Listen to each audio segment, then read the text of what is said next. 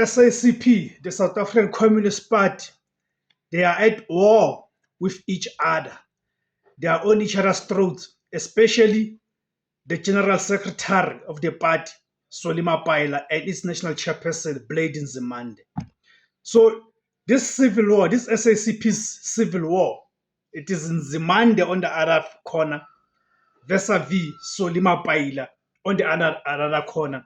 This is over the 2026 local government elections and the resolution, the Congress resolution of the South African Communist Party to contest the 2026 local government elections independently of the ANC and the tripartite alliance. Who would have thought at some point we'll have the SACP, because the ANC and COSATU have gone through their own squabbles. The SSP was the only remaining component of the alliance that has not gone